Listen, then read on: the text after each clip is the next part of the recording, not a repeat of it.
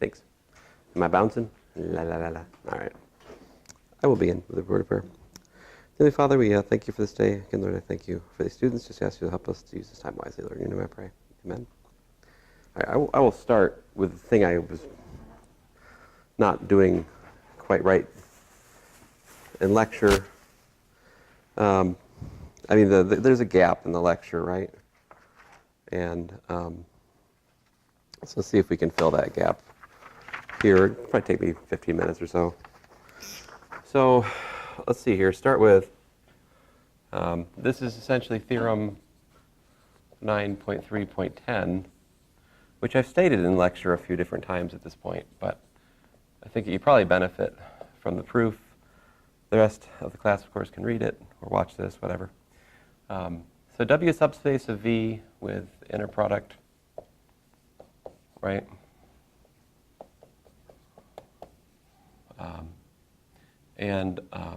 So I'm going to just do the real case just to keep things a little bit simpler today. And so the theorem, I mean, you could put the complex there. It wouldn't change proof much. But anyway, for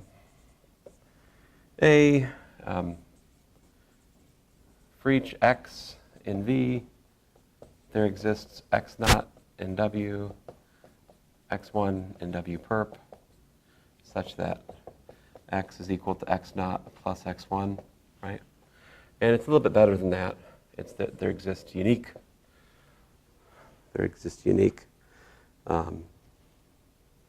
Like that. And then B, if you have beta, W1 to WK, basis, orthonormal for W, right? And if x equals to x naught plus x1, where x naught is in W, right? And x1 is in W perp, then x naught is given by the projection onto W of x equals to the sum, I equals 1 to k, of x inner product with Wi, right? And that is equal to x naught. And also, x1 is given by orth W, x. That's equal to x minus the projection onto W of x, which, by the way, is also equal to x1. C, V is equal to the direct sum of W and W perp. And then D is just kind of silly, but it's, I mean, look, D, can you guys tell me why D follows from C, like immediately in terms of other things we've talked about? It's really got nothing, almost nothing to do with inner products. Can you tell me what the dimension of W plus the dimension of W perp should be? Given that V is the direct sum of W and its orthogonal complement.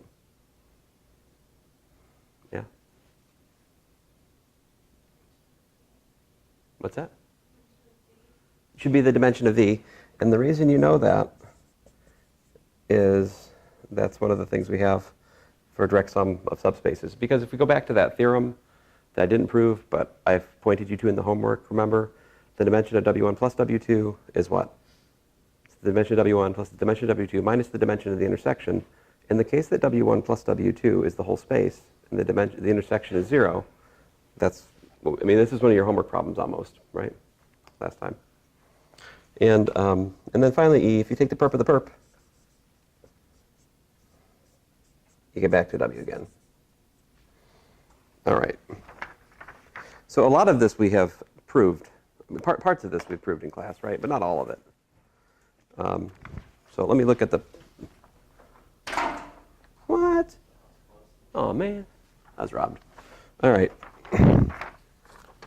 So let's sort through the proof. I think there might be something here for us to learn.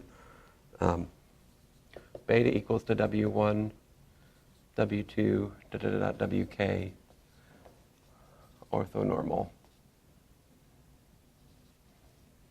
basis for W, a subspace of V. Now, first of all, why can I do that?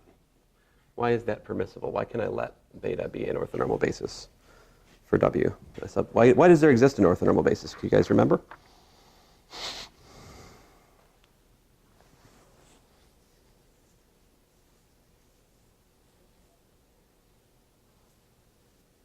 I give you a subspace, right? I give you a basis for the subspace. How do you create an orthonormal basis for the subspace? What do you do? It's orthogonal, and then you make it normal. Right, that's true. But how do we actually do that for a given set of vectors?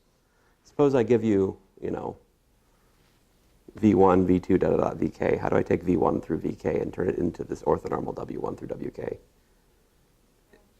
Graham-Schmidt algorithm, right? In some sense, I could say w1 is like v1 prime prime, w2 is v2 prime prime in the notation I was using for you guys. So we could take a basis for a subspace, which exists from our previous discussion, right? And you run the Graham-Schmidt algorithm on it, it produces an orthonormal basis. This is something we can always do. And in fact, we've done in class for a few examples. We'll do more today. And then, so once you have this, consider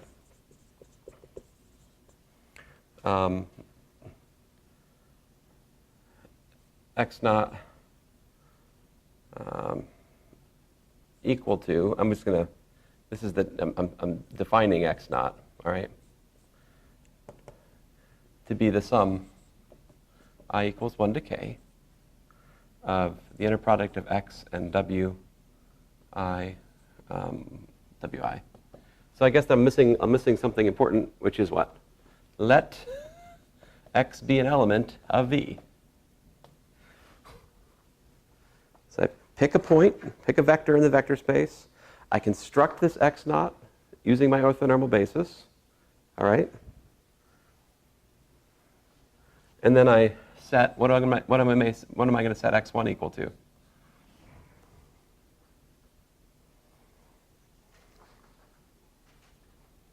I want x to equal to x naught plus x1. What should x1 be equal to? What's that?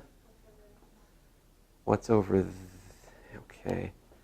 I mean, if I want this, and I picked that to start with. I constructed an alleged candidate for x naught. So what do I make x1 to make this? Where is that? Oh, but you're thinking of this as being x naught, right? The point is we would put x1 equal to x minus x naught, right? In the proof, there's no projection just yet. That's, yeah. Okay, so at this point, we already have part of what we need, which is that the vector is a sum of x1 and x naught by construction, right? Notice that x naught is an element of the span, right, of beta, since the inner product of x and wi is an element of reals, right? I mean, this is a linear combination of things in the basis beta, right? So quite clearly, x naught is where? It's in W. So what's left to do? I mean, this part C here, we did half of in class, right? Last class, we proved that the intersection of W and W perp was what? Was 0, right? But I said in the notes, there's a proof that V is equal to W plus W perp, right? That we have not done yet, and that's what I'm trying to focus on right now in this proof. That's the big piece missing. I'm showing you how to fill in the gap. So how do you show that V, okay, so we've got x naught is in W, and we have this x1. So what do we need to show then? We'd like to show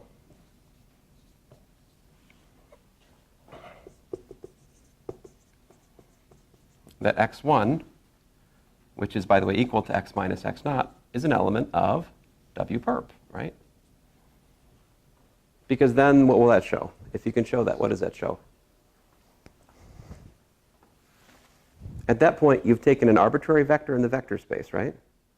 And you've shown that there exists x naught in W, x1 in W perp, such that x is the sum of those. Which is to say that V is the sum of W and W perp. Because we've taken an arbitrary x, right? And we found an x naught in here and an x1 in here such that x is equal to that plus that. And that is enough to show that V is the sum of those two subspaces, right?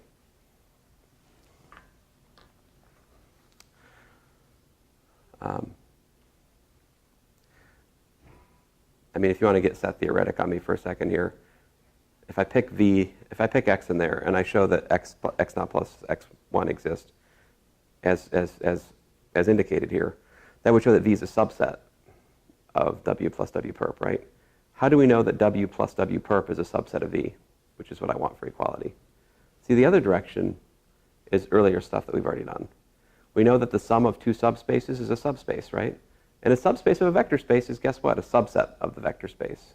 So the other inclusion to get equality is already given to us by previous thinking. So this is the only interesting thing. So the only thing interesting left in this argument is really to show that this is in W perp. How do we do that?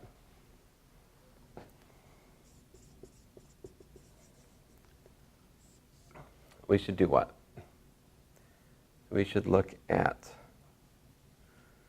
x1 with, I don't know, let's say W, right? And let's let W equal to the sum over, let's say, y sub j, W sub j, j equals 1 to k, right? So that's an arbitrary vector in where? In W. If x1 is in the perp, we need to show that this inner product is 0. So let's do it. This is what we've got. What do we got? We got x minus x naught, right? Comma. This, sum j equals 1 to k of yj wj. So how does that go? So this is really, I'll use linearity. I'm in the real case, so we don't, if I was working this out in the complex case, I'd have to fuss some with like conjugate linearity and stuff, but the proof is not much different actually. So these yj's are constants, I can pull them out, right? So we got yj and x minus x naught with wj. So this breaks into two pieces, right?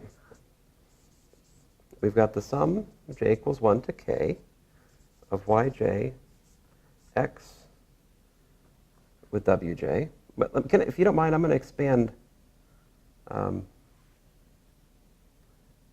with wj, rather. I'm sorry, I was about to make it much worse in a stupid way. So x with wj, right?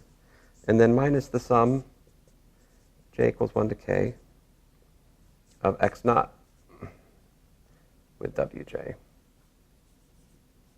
Actually, let me take that x naught and expand it to save myself some writing. So this x naught, what can we rewrite words? Rewrite x naught as what? Remember, we have a definition. I mean, this was what we said. We said we're going to make x naught equal to this for particular linear combination based on the inner product and working off our orthonormal basis. So this is actually the sum, I equals 1 to k, of the inner product of x, right? Inner product of x with wi, wi, right?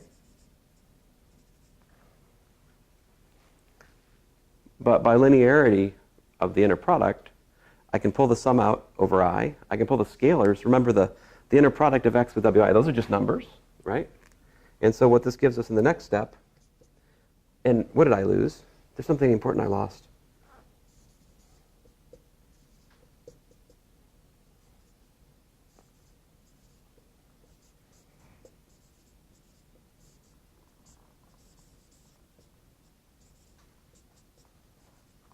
I lost my, yeah, yj, thank you. That distributes, you know. But then we've got the sum. Actually, I'm going to keep the, good grief. The sum, oh, stink. I'll make up my mind eventually here. Yj sum I equals 1 to k of inner product x with wi, and then the inner product of wi with wj. But what is the inner product of wi with wj? What does it mean to be orthonormal? It means that's 0 except when it's not. So except when it's not is when they're equal. So this is elegantly summarized by the Kronecker delta ij, which says that it's 1 when I is equal to j. Right? So what happens is the sum over I collapses, right? Essentially, Kronecker delta evaluates the finite sum at I equals to j. And what are we left with there?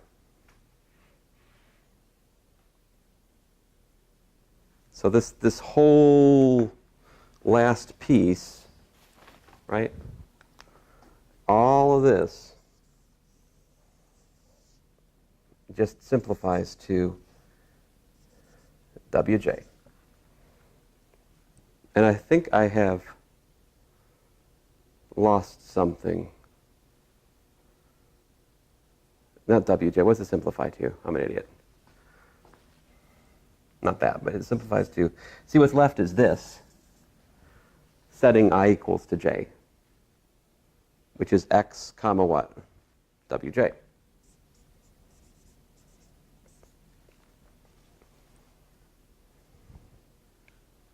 Then look at what you got. You got sum over yj, x with wj, minus the sum over yj times x wj. In other words, these are equal but opposite. And we get 0.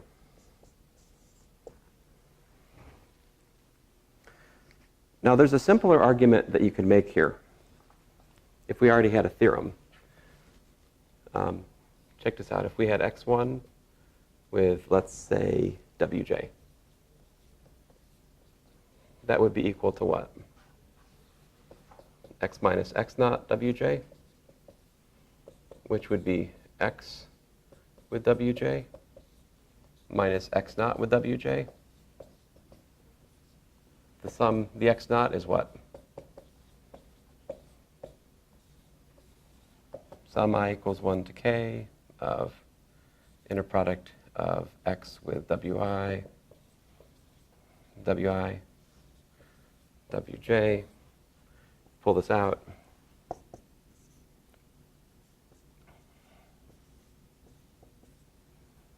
My x comma, my x1 look much the same, but commas are commas, you know. So you see why this calculation I'm doing at the moment is simpler. There's no sum over j, right?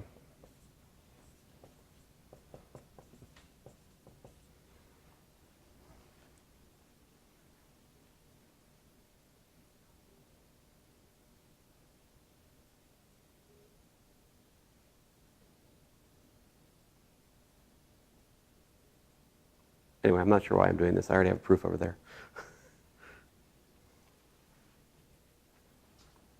So this is what? Kronecker delta ij. And then this just leaves me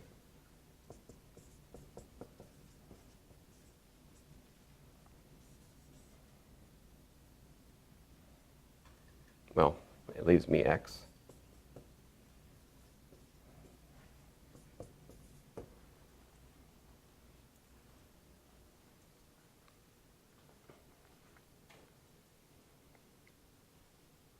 So what this calculation here shows is that x1 is an element of the perp of beta.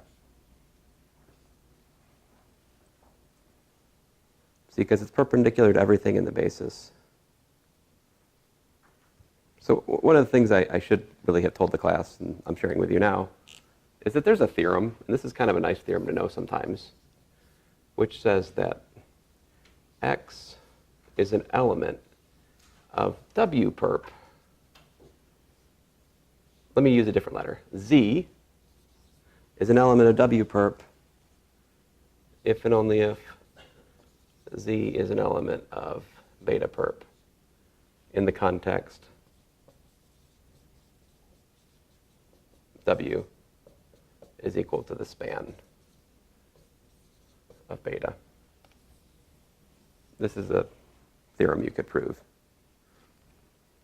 To prove something that's in the perp of a subspace, it suffices to show it's perpendicular to the basis for the subspace, because then linearity of the inner product extends past that. So I suffered through a proof for an arbitrary vector in W because we didn't have that theorem yet, right? But if you know the theorem I wrote in red, then the calculation I wrote on that board would suffice, as opposed to suffering through the extra sum over J. All right, anyway, I'm digressing. So that's essentially the theorem. There's the gap that I left in terms of the regular class. There is a more serious error on my part as it relates to class, which is I couldn't prove the closest vector property yesterday, right? Maybe you guys can help me with that now. And then hear more questions. Let's see here. Can I erase this? Okay.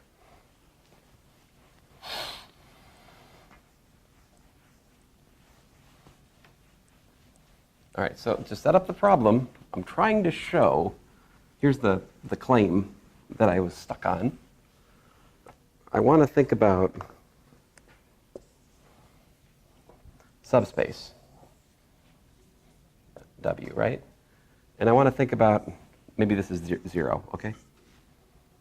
There's the origin. And, here's a vector, let's say, x. X doesn't have to be in W, right? But we've just proved, essentially, over today and previous lectures, that there exists a unique what? X naught. There exists a unique X naught in W and an X1 in W perp, like this, right?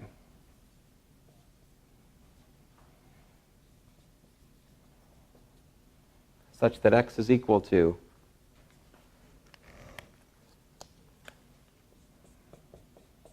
X naught plus X1, right? And we can say more than that, right? Because X naught and X1 are perpendicular vectors. So the length of X is what? Well, length squared of X. It's the length of X naught squared, right? Plus the length of X1 squared.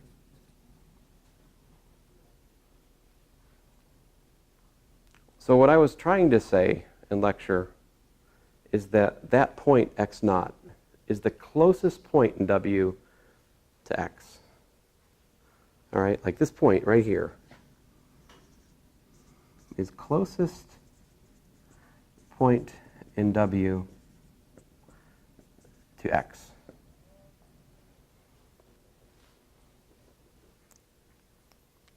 So I think what we should do is we should consider an arbitrary point in W. So, let's call it Y. Why not, right? Right, suppose we think about this point over here, Y.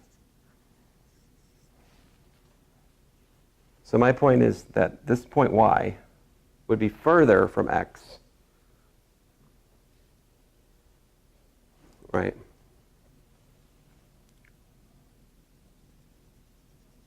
It's supposed to be a line. So here's Y, So what's the distance from X to Y?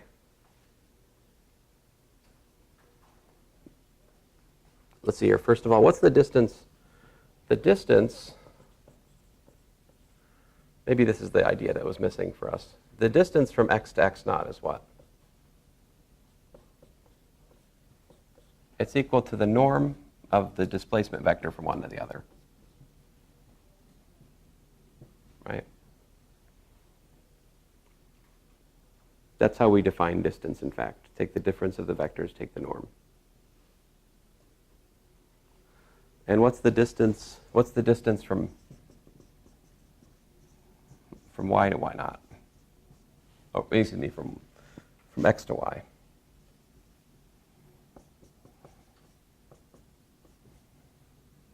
X minus y, right?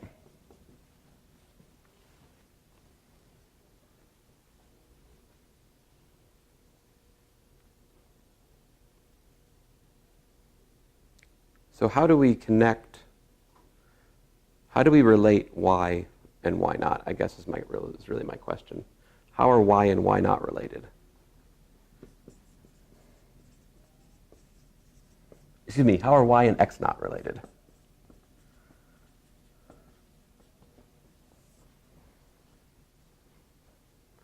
See, because I'd like to relate these two things, so I need to find out some kind of connection between them, yeah? So how about how can you rewrite y how can you rewrite y as x naught? How about that? It just requires a little imagination. Y is equal to y minus x naught, right? Plus x naught. That's pretty much all I can do.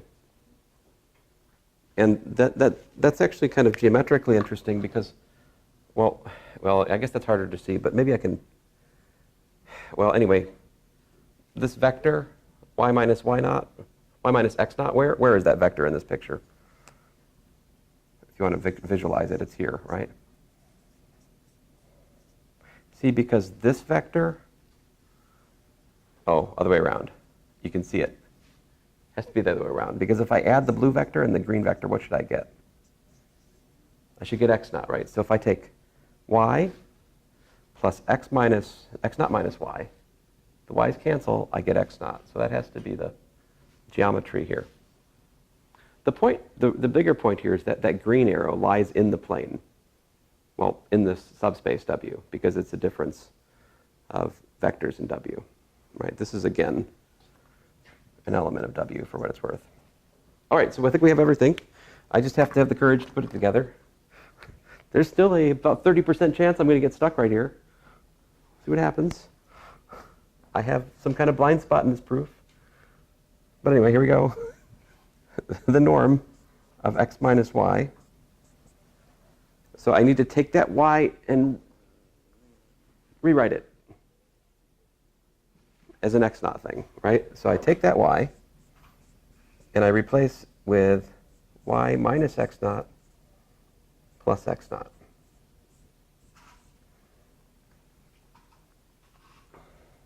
Right? And so what I have there is nothing more than the length of x minus x naught, right, plus x naught minus y.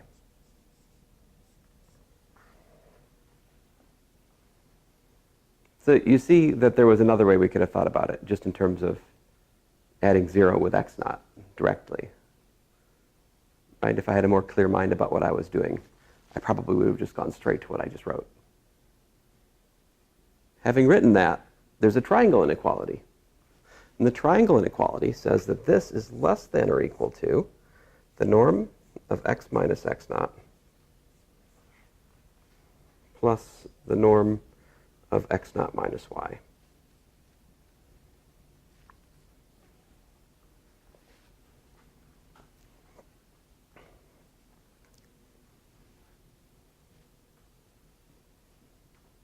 What is x minus x naught?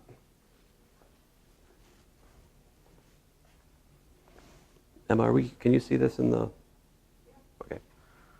So this, remember, this is nothing more than x1, right? So what this shows is that the norm of x minus y is less than or equal to the norm of x1 plus the norm of x naught minus y.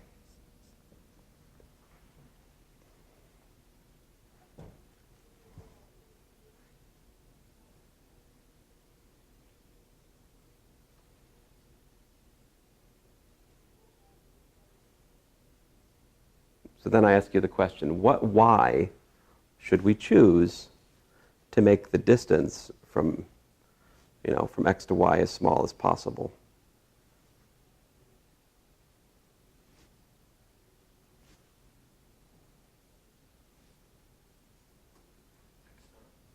X naught, right? See, to squeeze this down as far as possible, you should choose y equals to x naught. Then that shows you that the norm of x minus y is less than just the norm of x1.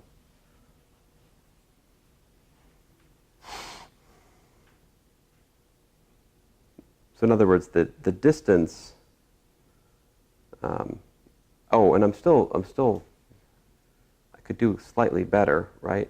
Because, oh, I'm sorry, this is not wrong, but this is selling us short,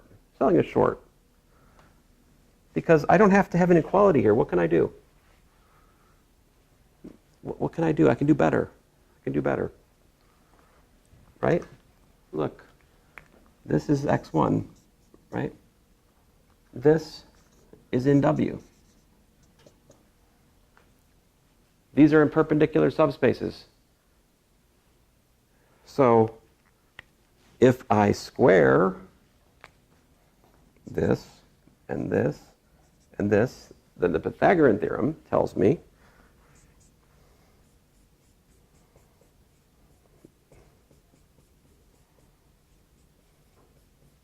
that. So how do you make the norm of x minus y squared as small as possible? You set x not equal to y, right? Choosing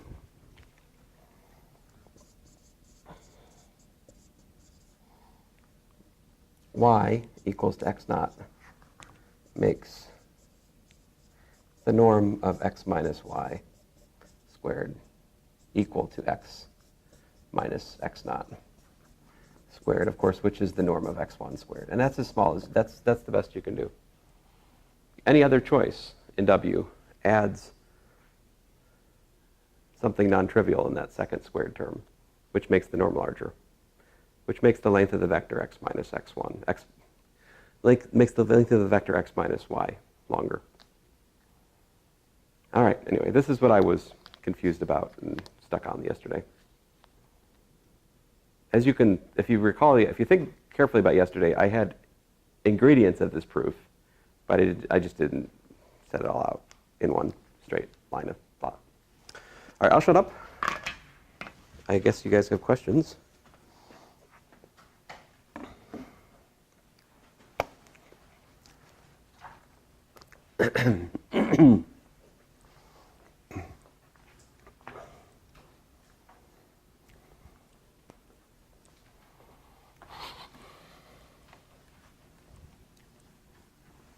Would you like me to calculate a complex versus a real angle for a vector? I thought maybe. Let's see here. We need a good complex example to understand that, right?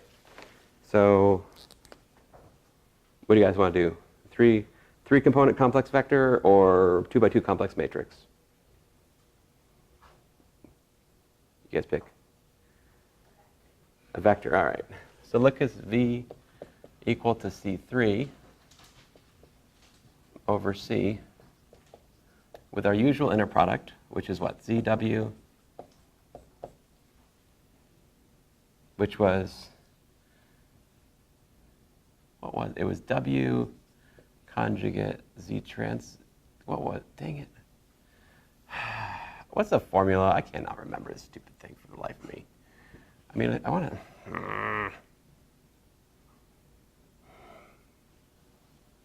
see, now I have doubt.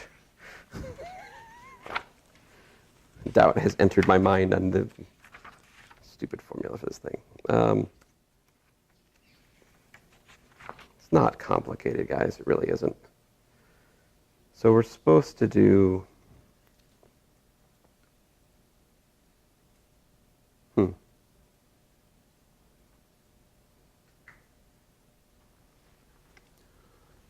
So I said W star Z, which is, what that means is W conjugate transpose times z. Right. So that's our inner product. And here's the question. Let's let z equal to something relatively easy. 1, 0, I, and w equal to, how about I, 0, minus 1.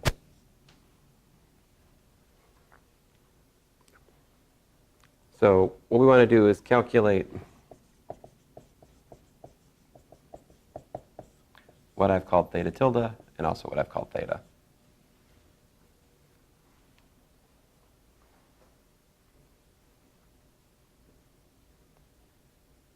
Now, these are defined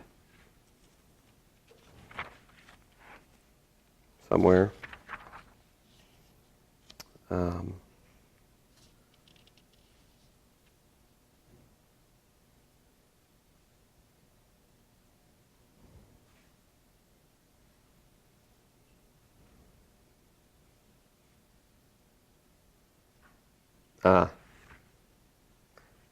So let me, just a second here, I gotta make sure I'm not wasting the, get my mission 8 out, remind myself how I have asked you guys the question. Calculate the complex angle and the real angle, I say, for problem 136, right? But I tell you in part 1 and 2, leading up to this, what the real and complex angles should be, right? So this is the complex inner product. But the thing is, remember, we can take a given complex vector space and look at it also. We can also think about, V as a point set, C3, right? But we can look at that as being over the reals. Right? So, I mean, C3 is a 6-dimensional real vector space. And the real inner product for that, so I use the notation like this. And in part 2, problem 136, I tell you how you do that. It's just the real part of the inner product of x and y. So, maybe I won't. Anyway, so this is technically a different vector space. It's a 6-dimensional real vector space. This is a 3-dimensional complex vector space. Complex inner product, real inner product. But these vector spaces are related, right? They're the same set of points, but the choice of scalar multiplication is different. Here we multiply by real numbers. Here we multiply by complex numbers. But obviously, they're both 3 tuples of complex numbers. All right. So theta tilde is such that cosine of theta tilde is the modulus of the inner product x and y divided by, good grief, I've already forgot, norm of x, norm of y. I should use z and w here, right? Z and w. Whereas theta is such that the cosine of theta is the real inner product divided by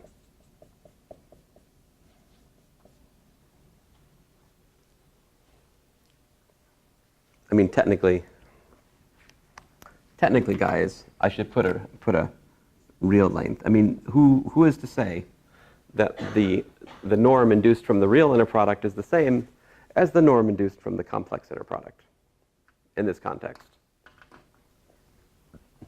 It turns out that they are equal, but we shouldn't assume that from the outset. All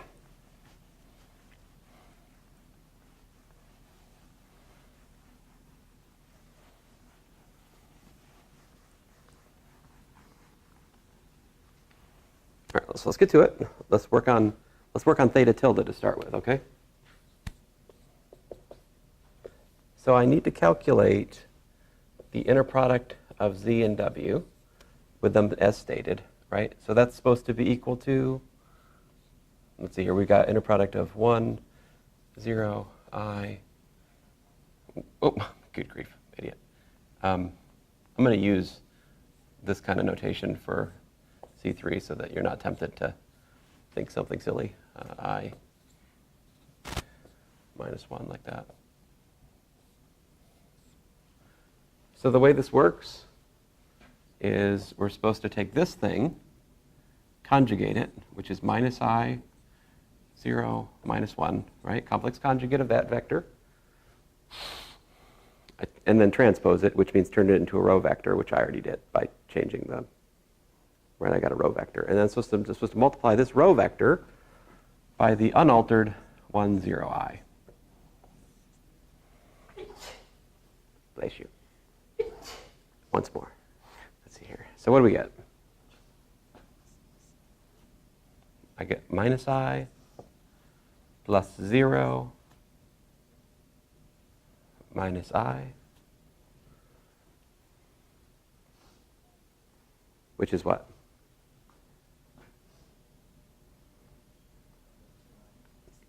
Yeah, minus 2I.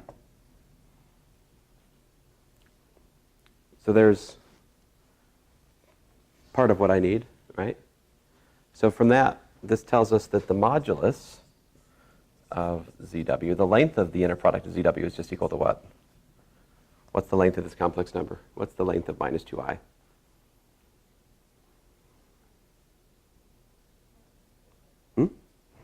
What's the length of the complex number minus 2I with respect to the usual notion of length of complex numbers? I'm asking you the question, how far is the point minus 2I in the complex plane from the origin? Oh, I can't do math. Right? So what's this distance? 2. All right, there we go. I don't want this to be mystical to you. I mean, it's not a complicated thing I'm asking you. How did you get the minus I0 minus 1 in this? That's just matrix multiplication. This column times that. But how do we get from the vectors to... Right here. This is equal to W conjugate transpose times Z.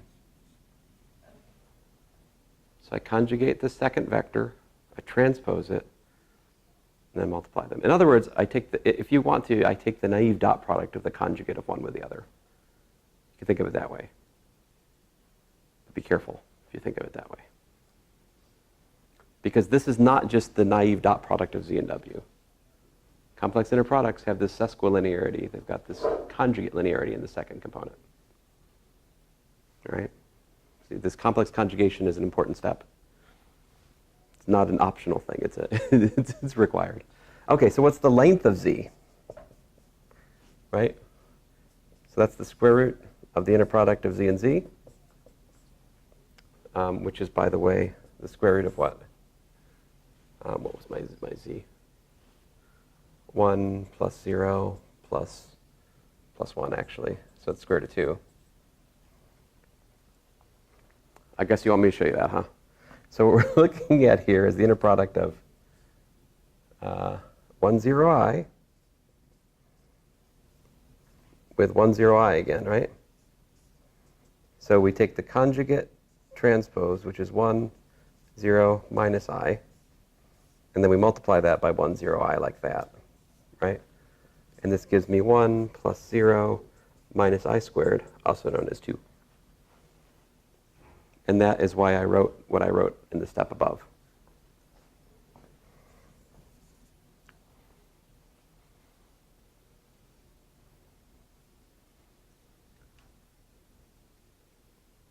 Look, guys, there's another way of thinking about these. But I'll shut up. I'll just one way is enough. One way is enough. All right, length of W. I shared the other way with you in class already, so I'll leave it at that. But all right, so this is square root of W with W. What's this give us?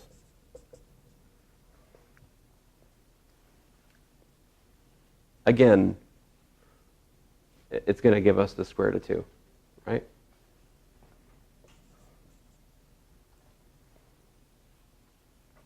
Okay, so now we can calculate the complex angle.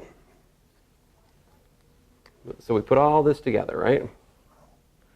And we get that cosine of theta tilde, which I've called the complex angle, which is a little bit of a misnomer because, well, theta tilde is real. But I mean the angle with respect to the complex geometry here, which to my taste is a little bit foreign to my intuition. I usually keep it real. So we just figured out the numerator is 2. The denominator is formed from the product of the square root of 2 and the square root of 2, also known as 2. So cosine of theta tilde is in fact equal to, heard a 1. Thus, theta tilde is equal to 0.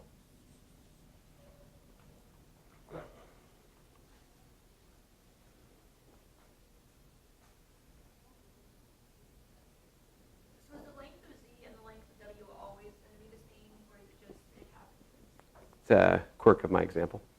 Yeah. Could easily be different. Yeah. Now, how about the real angle? So, how about theta? So, cosine of theta is the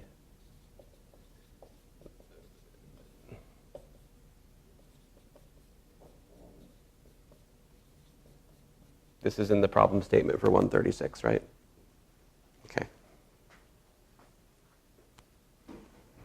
So what's the real so remember what does this mean? The real inner product of ZW, I tell you that that's the real part of the complex inner product, okay? And by this, we mean the square root of the real inner product of Z with Z.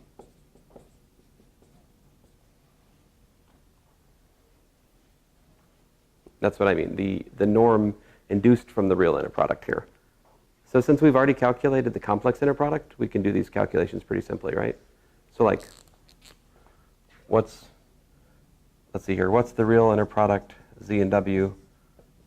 What's the inner product of Z with Z? What's the inner product of W with W?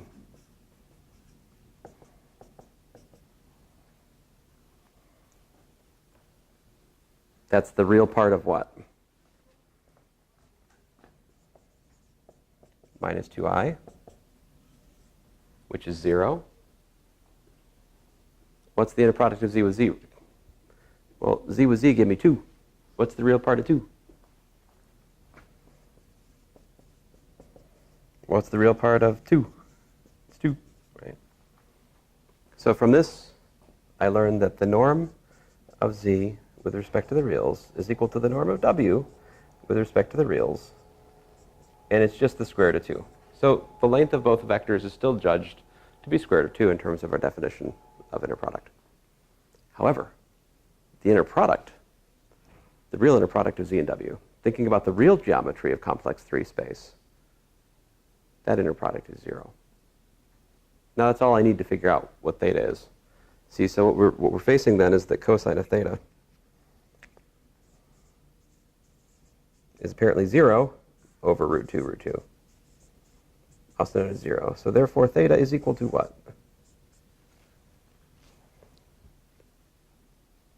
How do you get a cosine of theta being 0? Pi over 2. Yeah, 90 degrees. Don't tell Dr. Scabornis. He likes the radians, you know. I was raised on degrees. What can I tell you?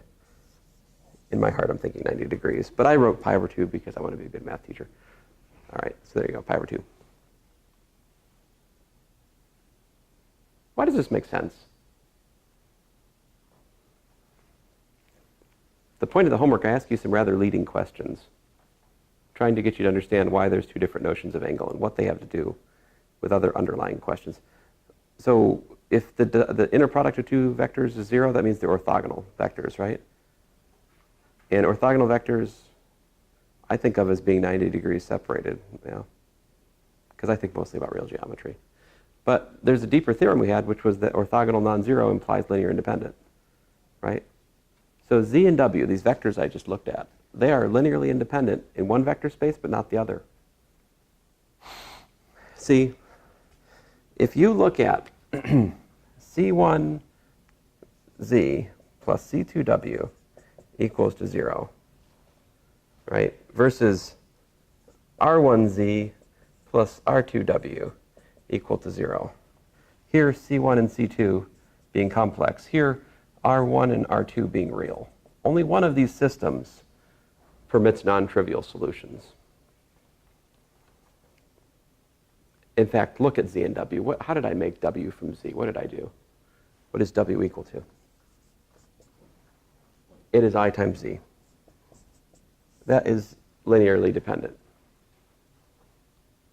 So z and w are linearly dependent in the complex sense. And that's why we found a complex angle of 0. Because they're complex collinear.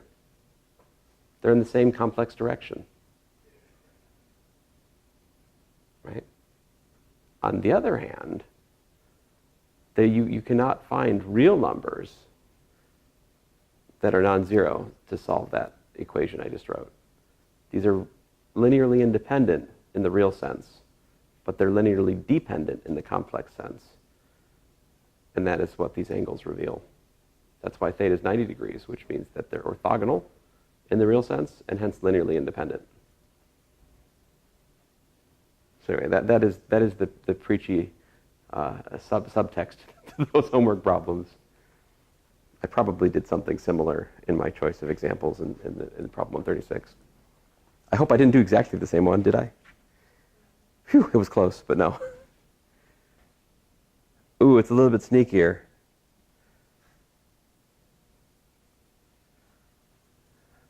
I will tell you this, though. 1 plus I times 1 minus I is equal to what? No. No. 1 minus I squared, right? It's 2. So if I look at problem 136 and I look at x and y, I go,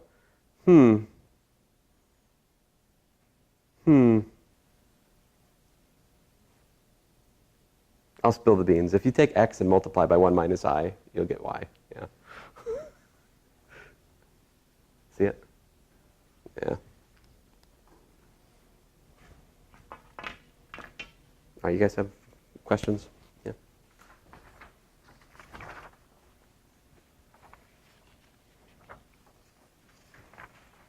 If you don't have a specific question, we could try to work one of the recommended problems in here.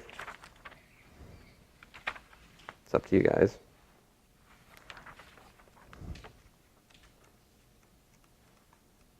I'll put this page away before I lose it. By the way, sorry the notes aren't updated yet. It'll probably be this weekend before I get a chance to make the corrections that I talked about the previous day.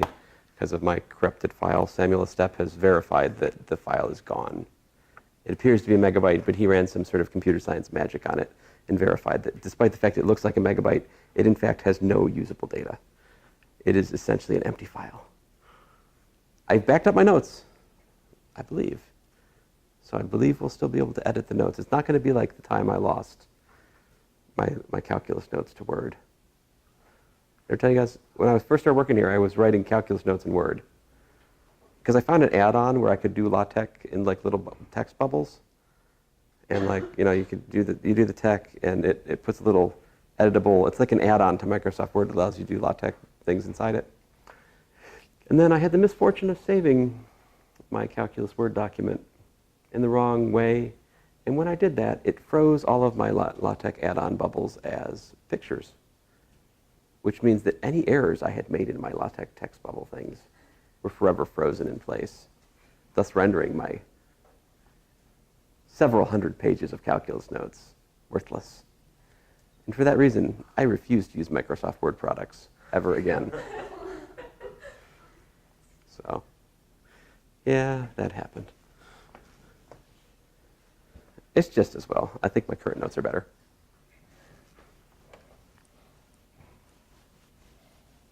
So do you guys have questions?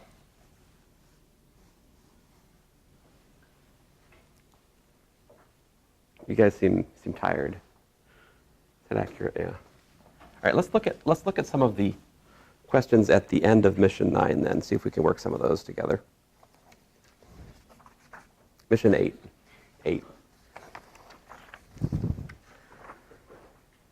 All right.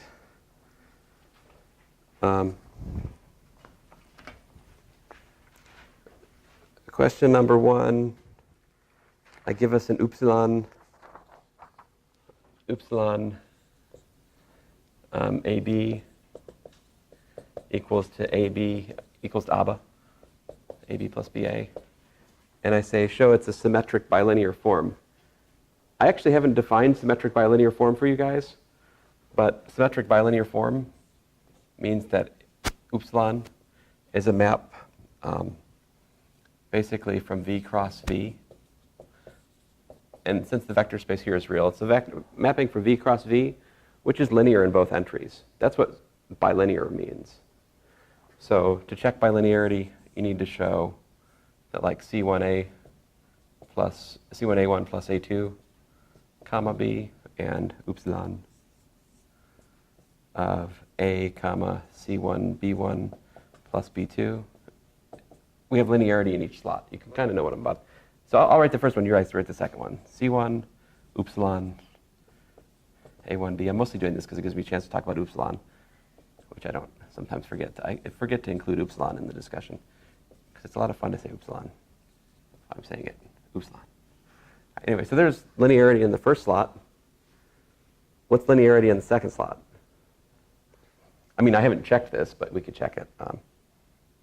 So we have what? C1 upsilon plus upsilon. Whee! Fill in the slots for me, if you would.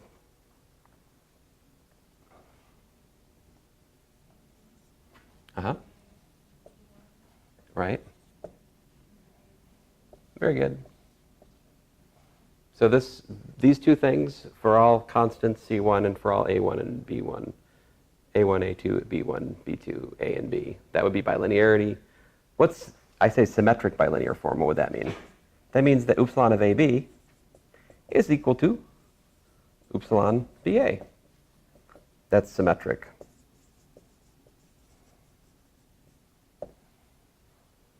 So to actually check these, you just try it out for the matrix multiplication up there. And it's kind of stupid. I mean, symmetric is really easy. So like, what's AB? It's AB plus BA, right? What's the upsilon of BA? Well, it's BA plus AB. Well, to complete this square proof, these are equal. So there you go.